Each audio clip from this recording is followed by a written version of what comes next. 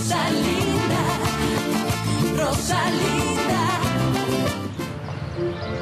Walang girlfriend si Fernando Jose, Pamela. Ah, hindi mo alam yun? Hindi naman sa hindi ko alam. Hindi kasi totoo yun. Pasensya na talaga, Valeria. Pero nagsasabi ako ng totoo. Si Fernando Jose ang nagsabi sa akin. Inaya ko siya kanina, pero hindi siya makakasama dahil may girlfriend na daw siya. Mas nakakagulat na wala kang alam tungkol dito. Ayos lang. Ngayon, alam ko naman na. Pasensya na, hindi ko agad nasabi sa'yo. Hindi. Hindi, Pamela. Ayos lang sa akin. Salamat sa pagtawag mo. At sa pagsasabi mo sa akin. Mukhang nagulat ka sa nangyari. Akala ko wala kang pake.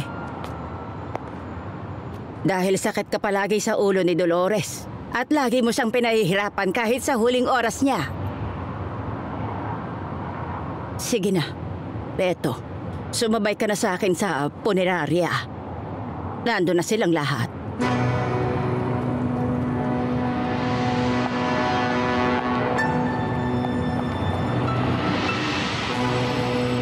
Pinatay ko siya.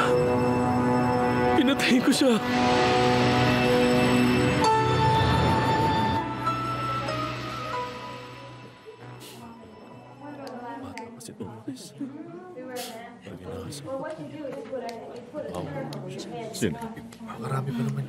Nandito na ba ang papa mo?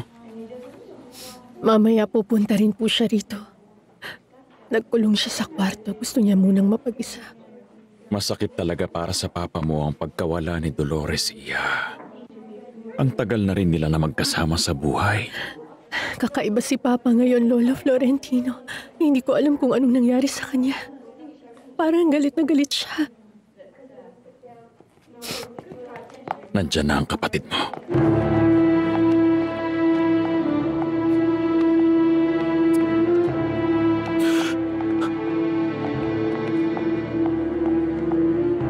Pero hindi niya kasama si Papa.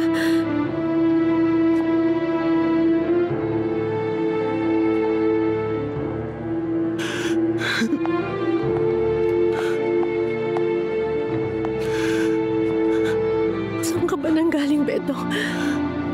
Buong gabi kang wala tapos ngayon ka lang umuwi at pumunta. Kung kailang iniwan na tayo ni Mama. Patawarin mo ako, Mama. Patawarin mo ako, Mama. Halika na rito, halika na. Tama na, tahan na, tahan na.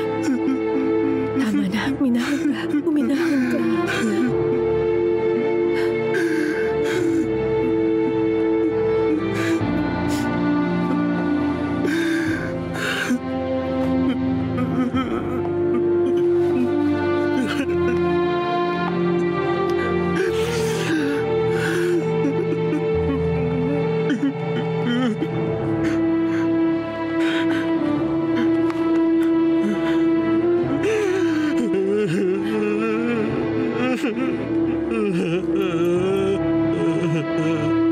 Fernando Jose, sobra ka na. Tinatago mo pa.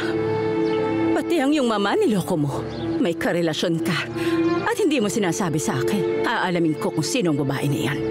Hindi siya karapat-dapat sa'yo. Ipagkaloob mo ang walang hanggan na pahinga.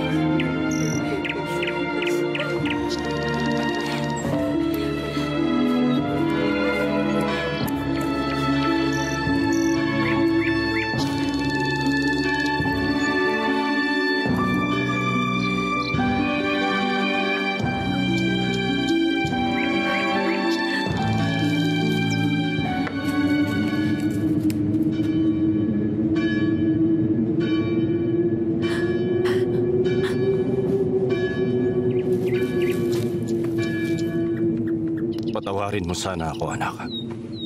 Pero simula ngayon tayo na palagi ang magkasama. Dahil anak kita.